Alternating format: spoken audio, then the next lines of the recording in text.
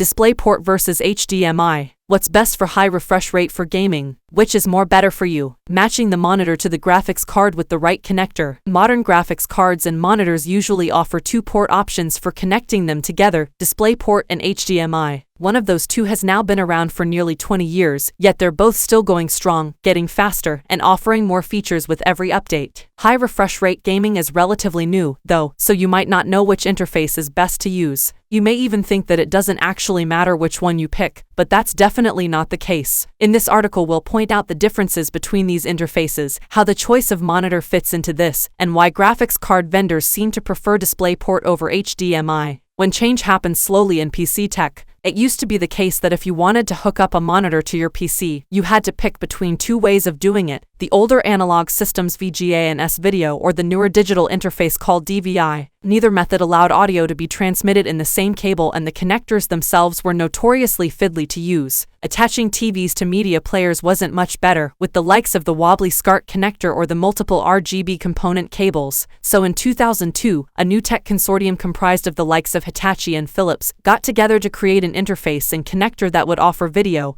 and audio transmissions in a single cable, while still offering support for DVI. The system would come to be known as the High Definition Multimedia Interface, or HDMI, promising a new era in terms of simplicity and functionality. But while the home entertainment industry quickly adopted HDMI, the PC world was somewhat more reluctant. ATI and Nvidia didn't routinely add the HDMI interface on their graphics cards until late 2009.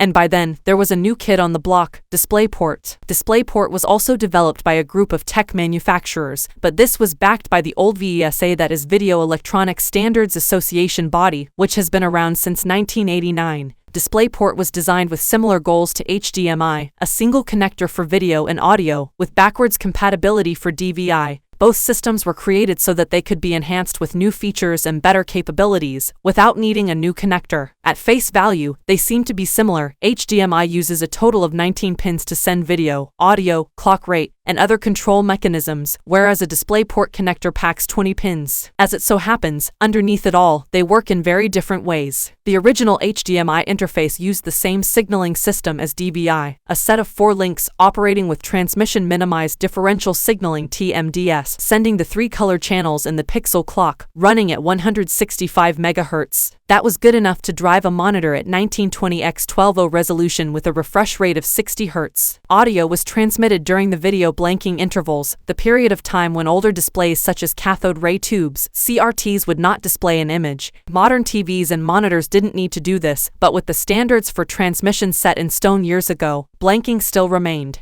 Where DVI could support higher resolutions or better refresh rates by using a second set of links, HDMI was simply updated to have faster and faster pixel clocks. Version 1.3 appeared in 2006, sporting a 340 MHz clock, and by the time version 2.0 rocked up in 2013, the pixel clock was running at up to 600 MHz. DisplayPort doesn't use TMDS, nor does it have dedicated pins for the clock signal. You could say DP is the Ethernet of the display world. Packets of data are transmitted along the wires, just like on a network, and the pixel clock rate along with a whole host of other information is stored in those packets. It works in a similar manner to the way PCI Express does. This means that DisplayPort can transmit video and audio at the same time, separately, or send something completely different. The downside to this is that DVI backwards compatibility is somewhat complex, requiring powered adapters in some cases. The first version of DisplayPort offered notably better support for high resolutions at high refresh rates, thanks to having a maximum data transmission rate of 8.6 Gbps compared to HDMI, which sported just under 4 Gbps at that time. Both systems have been regularly improved, and the latest version of DisplayPort 2.0, released in 2019, has a maximum data rate up to 77 Gbps. There are some notable caveats with that, though, which we'll come to in a moment. HDMI version 2.0,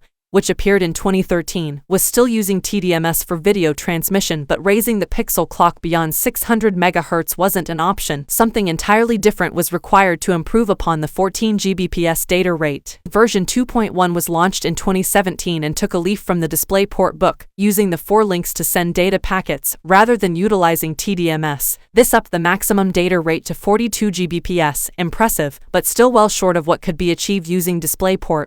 Both systems have multiple transmission modes and they don't always run at the fastest rate. A graphics card with a HDMI 2.0 output, example AMD Radeon Vega series, connected to a monitor with HDMI 2.1 will only have 14 Gbps of bandwidth available. The same is true if the monitor was 2.0 and the GPU was 2.1. The best common transmission mode is the one that gets used. So, to hit 77 Gbps with DisplayPort, the graphics card, monitor, and connecting cable all need to support UHBR 2.0 ultra-high bandwidth rate. If the monitor only offers DP 1.4a, for example, then the best you can have is 26 Gbps. And given that there are currently no DP 2.0 displays on the market right now, 1.4 is all you've got. Choice: DisplayPort, for sheer bandwidth, but HDMI 2.1 is very good. As we'll soon see, cables turn out to be rather important. Numbers don't lie, right? To highlight the differences between what can be achieved via the two systems, let's take a look at some common gaming resolutions and a handful of refresh rates. There are plenty of monitors on the market now that support many of these configurations, none, though, that are 4K 240 plus HZ. But if you have a monitor or refresh rate that isn't listed below, you can use our forums to ask for guidance. An entry of yes in the table means that the display system supports that resolution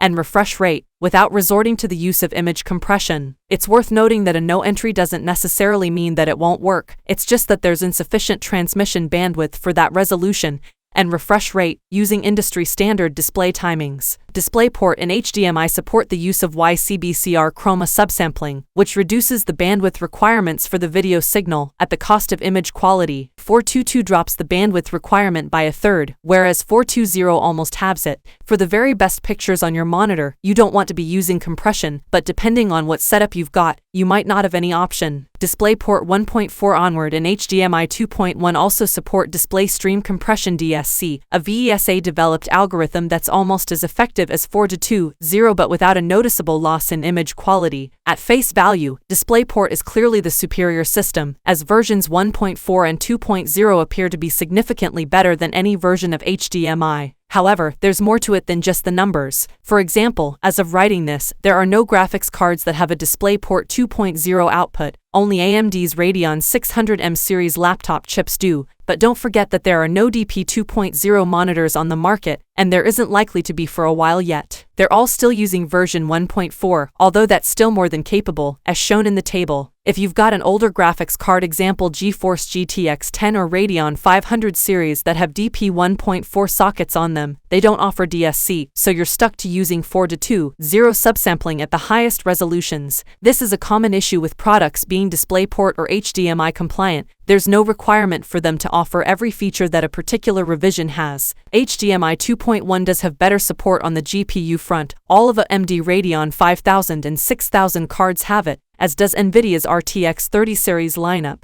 But once again, there's relatively few monitors that use it, typically just 4K monitors do. We can discuss backy topics in part 2 video. Cable length. More features means more problems. But I don't have DisplayPort nor HDMI. In my MacBook Pro,